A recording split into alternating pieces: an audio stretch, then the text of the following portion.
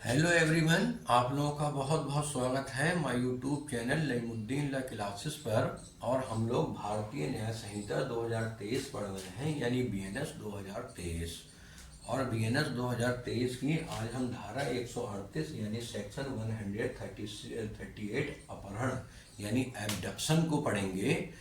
हमेशा याद रखिए, दो प्रकार बताए गए हैं इसके, किसी को ले जाने के, एक व्यापरण और एक अपहरण। व्यापरण को बताया गया था धारा 137 में, उसको मैं बता देता हूँ आपको।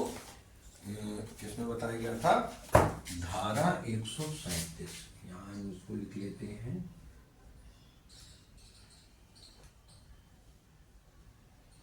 व्यापरण तो दो तरह के यानी अपराध हैं किसी को ले जाने में, एक अपहरण और एक व्यापरण।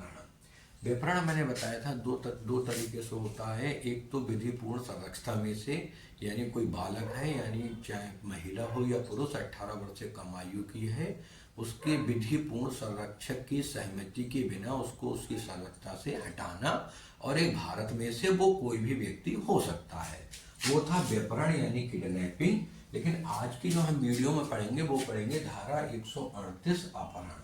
अपहरण क्या होता है? अपहरण ये होता है कि जो कोई किसी व्यक्ति को किसी स्थान से जाने के लिए बल द्वारा विवश करता है। देखिए, किसी व्यक्ति को, यानी किसी व्यक्ति को व्यक्ति की आयु नहीं दी गई है, लेकिन चूंकि यहाँ पर बालक बताया गया था, तो बालक की 2-3 में जो आयु थी वो थी 18 वर्ष, और विकृति चित्त यानी पागल। तो ये दो चीज यहाँ पर है। यहाँ पागल और बालक की बात नहीं करी गई है, यानी उस व्यक्ति की बात करी गई है जो 18 वर्ष से ऊपर का है। एक ही चीज। दूसरी, बल द्वारा, हमेशा बल द्वारा विवश किया जाएगा, यानी सिर्फ बल का प्रदर्शन ही नहीं होगा, बल का प्रयोग बाकायदा होगा। दूसरी चीज, किन्हीं प्रवंचना होती है धोखेबाजी, यानी धोखे से। जैसे कह दिया किसी पत्नी से कि आपके पति का एक्सीडेंट हो गया, जल्दी चलिए, वो बेचारी गाड़ी में बैठ के चल देगी, अपहरण हो गया। अगर एक्सीडेंट नहीं हुआ है, उत्प्रेरित करता है, तो वहां उस व्यक्ति का अपहरण करता है, कहा जाता है। तो ये धारा 138 में अपहरण बताया गया है। पहले एक स्टूडेंट ने कहा था कि सर पहले की भी धारा बता दीजिए, तो ये जो इसका अपराध था वो था 363 में। 361 में ये था, एक सेकेंड अभी बताते हैं बेटा आपको।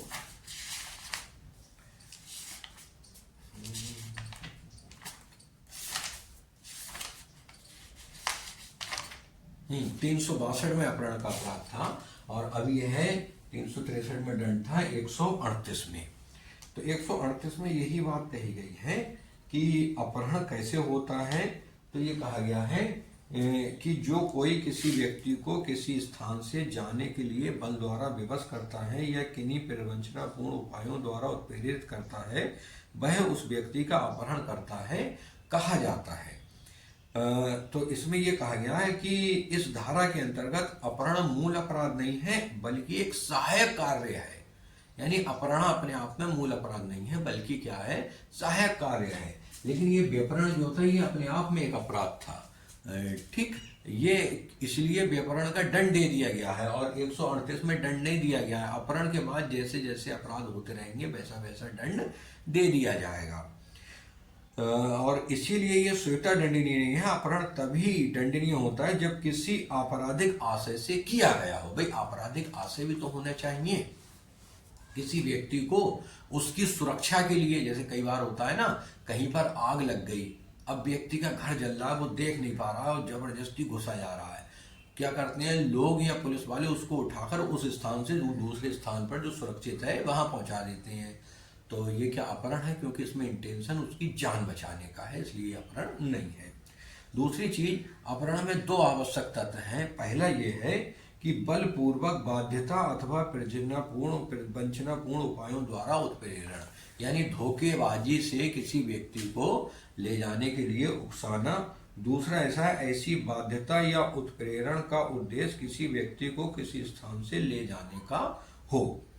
ठीक, बलपूर्वक बाध्यता या प्रवंचनापूर्ण उपायों द्वारा उत्प्रेरण। तो इसमें क्या गया है कि अपहरण में किसी व्यक्ति को एक स्थान से दूसरे स्थान पर जाने के लिए बल द्वारा विवश किया जाता है या प्रवंचनापूर्ण उपायों द्वारा उत्प्रेरित किया जाता है, अपहरण के लिए वास्तविक बल प्रयोग आवश्यक है, केवल बल का प्रदर्शन आवश्यक नहीं है। ठीक, एक केस था इसमें, ये केस था महबूब का, नहीं, विनोद चतुर्वेदी बनाम मध्य प्रदेश। इस केस में क्या था कि अभियुक्त पर वृंदावन नामक एक व्यक्ति के अपहरण का आरोप लगाया। बाद में वृंदावन मृत पाया गया। छानबीन के दौरान ये पता चला कि वृंदावन अभियुक्तों द्वारा, विशेषकर विनोद द्वारा बार बार कहे जाने पर अपने घर के अंदर गया, अच्छे ढंग से तैयार होकर बाहर आया और अभियुक्त के साथ रामपुर गांव को गया। ऐसी स्थिति में ये नहीं कहा जा सकता कि अभियुक्त ने धारा 362 के अर्थ के अंतर्गत वृंदावन का अपहरण किया था। वो अपने आप गया, लेकिन बाद को उसको मार दिया गया। तो अपहरण नहीं, मृत्युदंड, मृत्यु जिन्होंने कहा वह माना गया। एक केस और है अल्लू का। अल्लू के केस में यह था कि एक स्त्री अपनी छत पे सो रही थी। अल्लू गया, उसको जगाया कि मेरे साथ चलो। उसने मना कर दिया। अल्लू ने बलपूर्वक उसको उठा लिया। वो स्त्री चिल्लाई, घर वाले आ गए, अल्लू ने उसे वहीं फेंक दिया और भाग गया। तो इसमें ये कहा गया कि ये अपहरण है। अपहरण इसलिए नहीं है, वो एक स्थान से नहीं ले जा पाया था, तो इसलिए इसको भी अपहरण नहीं माना गया। तो ये एक अपहरण के बारे में एक वीडियो आपको बनाई गई है। फिर भी यदि कोई चीज़ समझ में नहीं आई हो तो कमेंट बॉक्स में जरूर पूछिए।